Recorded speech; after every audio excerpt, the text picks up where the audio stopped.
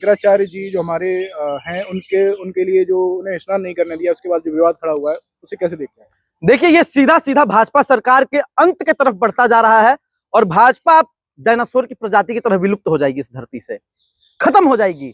भाजपा ने अपनी ताबूत में आखिरी कील ठोक ली है शंकराचार्य जी का विरोध करके, शंकराचार्य जी को अपमानित करके और शंकराचार्य जी के खिलाफ गलत शब्दों का प्रयोग करके। शंकराचार्य मतलब स्वयं शंकर। तो आप बताइए, अगर भगवान शंकर तांडव करेंगे तो धरती हिलेगी कि नहीं हिलेगी, हिलेगी कि नहीं हिलेगी, हिलेगी कि नहीं हिलेगी, हिलेगी। और भाजपा अर्थक्वेक आएगा और भाजपा उसमें खत्म हो जाएगी। योगी सरकार तो उनसे सबूत मांग रही है, प्रूफ मांग रही है कि आप ये प्रूफ करो कि आप शंकराचार्य हो। कैसे देखते हो इसे? मैं देखिए, योगी जी प्रूफ मांगे ना मांगे ये कोई मामला नहीं है। योगी जी के बयानों की, योगी जी के बयान पर मैं प्रतिक्रिया भी देना भी जरूरी नहीं समझता। योगी जी बेकार आदमी है, कुछ भी बोलते रहते हैं, लेकिन योगी जी संत नहीं है, इस बात को मैं प्रूफ कर दूंगा। श्रीमद् भगवत गीता में श्लोक है, उसमें सीधा सीधा बोला गया है कि दुखे स्वनु द्विग्न मनः सुखे सनु विगतस्पृहः वितराग है क्रोध है स्थिर बुद्धि मुनि रुच्यते। इसका मतलब जिस व्यक्ति के लिए सुख और दुख समान अवस्था हो, जो व्यक्ति क्रोध मुक्त हो, क्रोध रहित हो, वही असली सिद्ध पुरुष कहलाता है, वही असली संत कहलाता है। लेकिन योगी जी को सदन में हमने रोते हुए भी देखा, पूरा रो रहे थे, हंसते हुए भी देखा, और माफिया को मिट्टी में मिला दूंगा बोल के गुस्साते हुए भी देखा। तो वो हंसे भी, रोए भी और गुस्साए भी, और ये एक संत की कैटेगरी में नहीं आता है श्रीमद् भगवत गीता के अनुसार। तो गीता बड़ा है या योगी बड़ा है? अगर आप योगी को संत मानते हैं तो आप गीता को नहीं मानते, अगर आप गीता को नहीं मानते हैं तो आप हिंदू विरोधी आदमी हैं। नारंगी पहन लेने से आप हिंदू नहीं हो जाएंगे। और अगर आप श्रीमद् भगवत गीता को मानते हैं तो पाखंडी को योगी कहना बंद कीजिए। जगत गुरु जो है रामभद्राचार्य जी, वो भी उन पर सवाल खड़े कर रहे हैं कि उन्होंने कुछ गलत किया है, उन्हें रथ पे बैठ के स्नान करने नहीं जाना चाहिए था। जो अच्छा, वो जगत गुरु हैं? वो खुद को बताते हैं वो जगत गुरु हैं। अगर आप हूं कह रहे हैं, उनको जगत गुरु कह रहे हैं, तो आप जियान हैं। आप जियान भी नहीं, आप रावण हैं, आप कंस हैं, आप पापी से पापी आदमी हैं, नीच आदमी हैं। मैं उनको जगत गुरु नहीं मानता, वो जगत गुरु हो ही नहीं सकते। सीधा सीधा वो जगत गुरु हैं ही नहीं। वो केवल झूठ बोलते हैं, भाजपा कार्यालय में रहते हैं, सोते हैं, खाते हैं, पीते हैं और मोदीनामा पढ़ने का काम करते हैं। ऐसे आदमी को संत बिल्कुल नहीं कहा जा सकता। असली संत अगर कोई है तो अभी मुक्तेश्वरानंद सरस्वती जी हैं। जो भी लोग राम मंदिर की बात करते हैं कि राम मंदिर भाजपा ने बनवा दिया, नहीं, अभी मुक्तेश्वरानंद जी ने बनवाया है राम मंदिर। उन्हीं के बयान को कोट किया गया और वो सीधा सीधा आप देखिएगा ना, जो कोर्ट का आपका कागज है सारा, उसमें सीधा सीधा इनके बयानों को कोट किया गया है कि अभी मुक्तेश्वरानंद जी ने ही प्रूफ किया कि यहाँ पे रामलला का जन्म हुआ था, तभी मंदिर बन पाया। और वैसे आदमी से आप प्रूफ मांग रहे हैं कि क्या दिन आ गया सनातन धर्म का? सनातनी इतने कमजोर हो गए हैं कि वो मोदी और योगी की भक्ति में अपने शंकराचार्य के अपमान पर चुप हैं। सनातनियों, अगर सही में तुम में सनातन धर्म दौड़ रहा है, सनातनी खून दौड़ रहा है, तो तुम आओ और शंकराचार्य जी के साथ आओ और भाजपा से अपने लड़ाई लड़ो और कदम से कदम मिला के लड़ो। बाकी जिन लोगों के रगों में खून के जगह गर्म सिंदूर बह रहा होगा, वो लोग इस मुद्दे पे चुप रहेंगे। उनसे कहा जा रहा है शंकराचार्य जी कि वो राजनीति कर रहे हैं, विपक्ष की भाषा बोल रहे हैं। राजनीति कौन नहीं कर रहा है इस देश में? और राजनीति हर किसी को करना चाहिए। हमारी कलम का दाम क्या होगा, ये भी तय राजनीति करेगी। आपका ये नारंगी जैकेट जो है भाजपा कार्यालय से गिफ्ट मिला है, इसका दाम क्या होगा, ये भी तय राजनीति करेगी। आपका ये जो माइक है भाजपा कार्यालय से मिला है, इसका दाम क्या होगा, ये भी तय राजनीति करेगी। तो राजनीति करना चाहिए, लेकिन अभी मुक्तेश्वरानंद सरस्वती जी कोई राजनीति नहीं कर रहे हैं। वो देश हित की बात कर रहे हैं, मुद्दों की बात कर रहे हैं और सीधा सीधा कह रहे हैं कि देश में गौ हत्या पे बैन लगे, बीफ पे बैन लगे। लेकिन हिंदू की बात करने वाली भारतीय जनता पार्टी और कुछ भजपिल्ले जो गौरक्षा के नाम पर लोगों की मॉब लिंचिंग करते हैं, वो इस मुद्दे पे चुप हैं।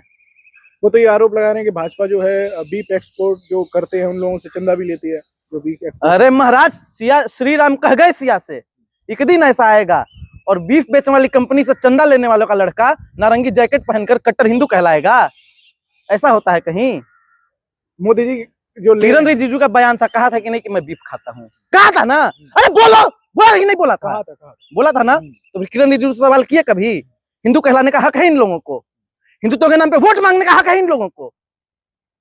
तो क्या कहेंगे? ऐसे नजर मत दिखाओ, मैं डरने वाला आदमी नहीं हूँ। बिल्कुल। नारंगी जैकेट पहन लोगे तो तुम साधु संत नहीं कहलाओगे, भाजपाई नहीं कहलाओगे। ऐसे ऐसे लाख भाजपाइयों से भिड़े हैं और भिड़ेंगे, कोई दिक्कत नहीं है। लेकिन वो लोग तो कह रहे हैं कि कालनेमी है वो। कालनेमी तुम होगे, कालनेमी सीधा सीधा योगी है, कालनेमी मोदी है, कालनेमी तमाम भजपिल्ला है, कालनेमी तमाम सनातन विरोधी लोग है, कालनेमी कोई। और शंकराचार्य के खिलाफ ऐसी शब्द बोलने की हिम्मत कैसी हुई? तुम्हारी जुबान काट लूंगा, तुम्हारी दुष्ट पापी नीच पत्रकार। कहां से माइक ले आते हो, फोन खरीद लेते हो और आ जाते हो सवाल करने। कालनेमी बोलोगे हमारे शंकराचार्य को? जूता निकालेंगे, 500 जूता मारेंगे, मुंह लाल कर देंगे तुम्हारा। क्या समझ के रखे हो तुम? शंकराचार्य को कालनेमी कैसे बोल दिए? असली कालनेमी तुम हो, तुम मुगल के वंशज हो, मुगल की औलाद हो तुम, कुछ भी बोल रहे हो। यही तो वो शंकराचार्य जी कह रहे हैं, योगी जी को कह रहे हैं। शंकराचार्य जी देखिए गलत नहीं कह सकते, शंकराचार्य जी जो बोलते हैं सब ठीक कहते हैं, और मैं भी कह रहा हूं। अच्छा आप बताइए, मंदिर कौन तोड़ता था? औरंगजेब तोड़ता था कि नहीं तोड़ता था? बाबर तोड़ता था कि नहीं तोड़ता था? और मणिकर्णिका अगर तोड़ा जा रहा है तो कौन तोड़ रहा है? सरकार तोड़ रही है। तमाम मंदिरों को, शिवलिंगों को उखाड़ करके फेंका गया था पिछले बार कॉरिडोर के निर्माण के नाम पे, कौन किया? भाजपा की। तो मैं बार बार कहता हूं और फिर से कह रहा हूं कि आम से महंगा सेब है, और जो दिल्ली में बैठा है वो मोदी नहीं औरंगजेब है, वो औरंगजेब है, सीधा सीधा कह रहा हूं।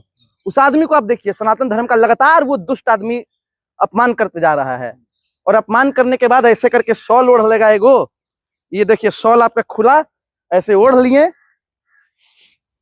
ऐसे तिलक उलक लगा लिए, ऐसे ओढ़ करके ऐसे हाथ जोड़ के खड़ा हो गए, हम बहुत बड़े साधु हो गए, संत हो गए। लेकिन ये आदमी नीच है, मैं सीधा कह रहा हूँ, नीच है ये आदमी। नीचता की पराकाष्ठा को इस व्यक्ति ने पार करके रख दिया है, और हद पार तब हो गई जब इसने हमारे आराध्य प्रभु श्री राम का छोटा सा तस्वीर निकाला और खुद को बड़ा दिखाया।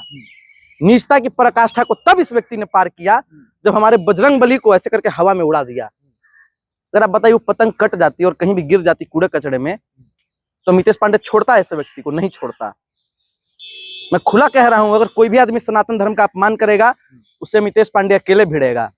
लेकिन पता नहीं कुछ फर्जी सनातनी जो दिन भर सनातन धर्म के नाम पे मुसलमानों की मॉब लिंचिंग करते थे, दलितों को मारते थे, वो लोग चुप हैं। तो क्या लग रहा है, शंकराचार्य और ये विवाद खत्म होगा कि आगे और इसमें कुछ बढ़ेगा? मैं बार बार कह रहा हूं, और हमारे पुरी के शंकराचार्य स्वामी निश्चलानंद सरस्वती जी का भी बयान सामने आया है कि अब भाजपा अपने अंत की तरफ बढ़ रही है, और भाजपा ने शंकराचार्य जी से उनके शंकराचार्य होने का सबूत मांग करके युद्ध को न्योता दे दिया है। तो अब युद्ध को न्योता दे दिया भाजपाइयों ने, तो मैं भी कहूंगा कि याचना नहीं, अब रण होगा, जीवन का यादि मरण होगा। तो कोई दिक्कत नहीं है, लड़ेंगे लड़ेंगे लड़ेंगे। केशव प्रसाद मौर्य तो वो माफी मांग रहे हैं शंकराचार्य जी से, वो कह रहे हैं वो आरएसएस का एजेंट है। छोड़िए केशव प्रसाद मौर्य और स्वामी प्रसाद मौर्य, और आप बात करेंगे। नहीं, उन्होंने माफी मांगी है। अरे माफी सावरकर मांगा है, इनके खून में है माफी मांगना। शंकराचार्य से माफी मांगी है। अगर माफी मांगा है तो जाए उनके चरणों में गिरे और योगी सरकार के खिलाफ आए। मैं खुला न्योता दे रहा हूं, मैं जाऊंगा सीधा, मैं जाऊंगा सपा कार्यालय अखिलेश यादव से बात करने के लिए। स्वामी प्रसाद मौर्य जी आप आइए और 150 विधायकों को तोड़ करके लाइए भाजपा से और सरकार बनाइए, और अभी मुक्तेश्वरानंद सरस्वती जी को असली में आप सम्मान दीजिए, तब मैं मानूंगा कि केशव प्रसाद मौर्य जी असली सनातनी हैं। नहीं तो मैं उनको भी नहीं मानता। बस सामने से मीडिया में आके माफी मांग लेने से माफी हो गया? अरे योगी का विरोध करो भाई, बोलो, मोदी का विरोध करो, बोलो। मैं देखिए एक और बात मैं कहूंगा, एक और उप मुख्यमंत्री है, पता नहीं आप लोग, नाम क्या है पत्रकार महोदय आपका? विक्रम। देखिए इसका नाम पक्का कोई विक्रम दुबे, विक्रम पाठक, विक्रम पांडे, विक्रम शुक्ला होगा, इसलिए ब्रजेश पाठक का नाम नहीं ले रहा है। ब्रजेश पाठक हैं। ब्रजेश पाठक, वो तो ब्रजेश पाठक उप मुख्यमंत्री है ना, उनको आप टारगेट क्यों नहीं कर रहे हैं? उनसे भी सवाल कीजिए। नहीं, उन्होंने माफी मांगी, वो सवाल। अरे माफी मांग ली, माफी मांग ली, माफी मांग ली। कहा है कि शंकराचार्य आपका माइक वाइक छीन ले, जैकेट वैकेट फाड़ दे, माफी मांग लेते हैं हम भी, माफ कर दो, माफ कर दो, माफ कर दो, फाड़ दूं। अच्छा, शंकराचार्य जी ने ये भी कहा है कि जो योगी है वो बहुत गुस्सैल, इस तरीके का मुख्यमंत्री नहीं होना चाहिए। बिल्कुल नहीं होना चाहिए। मैं तो कह रहा हूँ क्रोधित आदमी है, इस संत के श्रेणी में ही नहीं आना चाहिए। इन लोगों को पता नहीं कहाँ से संत बन गए हैं, समझना चाहिए। खैर इन लोगों से बात करना ही बेकार है। एक आदमी सिक्का उठाता है 2 रुपया का, बच्चा लोग के सामने हम माथा पे चिपका के खुद से मार के ऐसे गिरा के कहता है कि देखो जादू। अब इस आदमी को पागल खाने होना चाहिए कि गद्दी पे बैठना चाहिए? जवाब दीजिए आप खुद। एक और प्रश्न था बांग्लादेश को लेकर। बांग्लादेश में हिंदुओं पर जिस तरीके से अत्याचार हो रहा है, क्रिकेट को लेकर भी विवाद हुआ है। अब बांग्लादेश ने भारत में आने से मना कर दिया, क्रिकेट वर्ल्ड कप से बाहर हो गया। इस पूरे मुद्दे को आप कैसे देखते हैं? ये शुद्ध दोगलापन है, शुद्ध दोगलापन है ये। जब पाकिस्तान के साथ आप मैच खेल सकते हैं, बांग्लादेश के साथ आप सब कुछ कर सकते हैं, शेख हसीना को ला करके पनाह दे सकते हैं, तो फिर ढोंग और नाटक काहे कर रहे हो मोदी जी, और काहे कर रहा है जैसा? सीधा सीधा सवाल है। और मोदी जी को तो मैं एक और बात कहूंगा, हिंदुओं पे वहां अत्याचार हो रहा है, हम भी सनातनी, हमारा खून खौल उठा है अभी, लेकिन मोदी जी आप 10 लाख का सूट पहनते हैं, आप कुछ नहीं कर पा रहे हैं। इंदिरा गांधी को याद कीजिए, इंदिरा गांधी कैसे बांग्लादेश का हालत खराब कर दी थी, पाकिस्तान का हालत खराब कर दी थी। अगर मोदी जी आप 10 लाख का सूट पहनकर भी बांग्लादेश को लाल आंख नहीं दिखा पा रहे हैं, तो इंदिरा जी की साड़ी मैं आपको गिफ्ट करूंगा, आप जाइए और उसको लाल आंख दिखाइए। तहस नहस कर दीजिए पाकिस्तान और बांग्लादेश को, हम आपके साथ हैं। लेकिन आप नहीं करेंगे क्योंकि चुनाव के टाइम आप हिंदू मुस्लिम करके वोट कैसे बटोर पाएंगे। जिस तरीके से कुछ दिन पहले देवकी नंदन ठाकुर का नाम सुना होगा, उन्होंने शाहरुख खान को टारगेट बनाया क्योंकि उनकी टीम में एक बांग्लादेशी खिलाड़ी था, बाद में वो हुआ। तो इस पूरे मुद्दे को कैसे देखते हैं? हिंदुओं को वहां पर परेशान किया जा रहा है, इसलिए शाहरुख खान को टारगेट किया गया। पाखंडी रहे छाव में घामे में जरी हम, घाम है हम जर रहे हैं, वो छाव में अभी बैठा होगा एसी में बड़ा बड़ा बात कर रहा होगा, फिर आके बयान देगा। धीरेन्द्र शास्त्री हो, देवकी नंदन ठाकुर हो, आसाराम हो, इन लोगों का समर्थन किसी को नहीं करना चाहिए। इन लोगों का नाम लेना भी मैं पाप समझता हूँ। धीरेन्द्र शास्त्री भी कोई ठीक आदमी नहीं है, गौ रक्षा के नाम पे बड़ी बड़ी बातें करता था, यात्रा निकालता था, लेकिन अभी मुक्तेश्वरानंद जी का समर्थन नहीं कर रहा है। वो आदमी उसको आना चाहिए अभी मुक्तेश्वरानंद जी के साथ और धरने पे बैठना चाहिए सीधा, और पर्चा निकालो धीरेन्द्र शास्त्री और बताओ वो तारीख कि किस दिन नरेंद्र मोदी सत्ता से हटेंगे, कितना समय लगेगा सनातन धर्म को बचाने में, तुमको जवाब दो। जवाब नहीं देगा ये लोग। धीरेन्द्र शास्त्री तो रामभद्राचार्य को अपना गुरु बता रहे हैं, वो कह रहे हैं वो मेरे गुरु हैं, मुझे उनकी अरे दो ही लोग तो देश को बर्बाद कर रहे हैं, पहला नरेंद्र, दूसरा धीरेन्द्र, और इन नरेंद्र धीरेन्द्र की लड़ाई में आपके जैसा विक्रम फंस रहा है।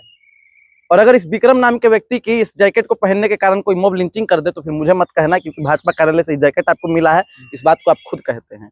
आपको क्या लग रहा है बांग्लादेश की जो क्रिकेट टीम ने जो फैसला लिया है कि अब वो क्रिकेट नहीं खेलेगी, उसे कैसे देखते हैं? अरे पागल, छोटा सा देश है, भूखा नंगा, उसके बारे में हम क्या बोले हैं। लेकिन हाँ, हंगर इंडेक्स में भारत से ठीक है वो। सोना चांदी लगातार महंगा हो रहा है और डॉलर जो है लगातार उसके रुपए की कीमत डॉलर के मुकाबले गिर रही है, कैसे देखते हो सोना चांदी की महंगाई को? देखिए, सोना चांदी भी महंगा हो रहा है, रुपया जो है वो डॉलर के मुकाबले बहुत मतलब अपनी न्यूनतम स्थिति पे आ गया है, खत्म हो रहा है। और मोदी जी का ही बयान था कि जिस देश का रुपया गिरता है उस देश के प्रधानमंत्री की अस्मिता गिरती है। तो मोदी जी, आपकी भी अस्मिता गिर चुकी है और इस देश को और मत गिराइए। आपको देश से माफी मांग लेनी चाहिए और देश की गद्दी किसी अच्छे युवा नौजवान को सौंप देनी चाहिए, तभी देश का कुछ हो पाएगा। वरना इस 70 साल का बुजुर्ग आदमी कोई भी बैठे रहेगा और कुछ भी बोल करके चला जाएगा, ये बेकार है, कोई फायदा नहीं। चुनाव से पहले मोदी जी ने कहा था कांग्रेस आएगी तो महिलाओं के मंगलसूत्र छीनने लगी। अब जिस तरीके से सोना महंगा हो रहा है, कहीं ना कहीं आपको नहीं लग रहा है कि मंगलसूत्र खरीद नहीं पाएंगे लोग जो नई शादियां हो रही हैं? अरे जो खुद अपनी पत्नी को छोड़ दिया वो मंगलसूत्र पे बात कर रहा है और आप लोग मुस्कुरा रहे हैं। आपको सवाल करना चाहिए उनसे जाकर के कि यशोदा बेन को कब तुम मंगलसूत्र दोगे जाकर के। उनको तो अभी तक न्याय नहीं मिला, इंसाफ नहीं मिला। ये आदमी मंगलसूत्र पे बात करेगा, 3 तलाक पे बात करेगा, महिलाओं पे बात करेगा, महिला सशक्तिकरण पे बात करेगा, लेकिन अपनी पत्नी के लिए एक शब्द नहीं बोलेगा। उनको भी न्याय दीजिए, तभी तो कुछ होगा। सोना चांदी पे लास्ट, सोना चांदी पे क्या लास्ट आपको बताऊं? सोना चांदी का दाम बढ़ रहा है इस देश में। ये आदमी नहीं चाहता। अभी देखिए, सनातन विरोधी लोग हैं, मोदी हो, योगी हो, आपका ब्रजेश पाठक हो, सब सनातन विरोधी लोग हैं। अभी हिंदू धर्म में लगन आने वाला है, फरवरी से लगन चालू है। अब लगन में क्या होता है, तिलक में, दहेज में लोग सोना चांदी का उपहार गिफ्ट करते हैं। अभी नहीं चाह रहा कि कोई हिंदू बेटी बहन की शादी हो पाए अच्छे से, क्योंकि सोना चांदी सस्ता रहे तो खरीद के गिफ्ट करेगा, तो इसीलिए सोना चांदी का दाम ये लोग बढ़ा दिए हैं। समझिए इन चीजों को।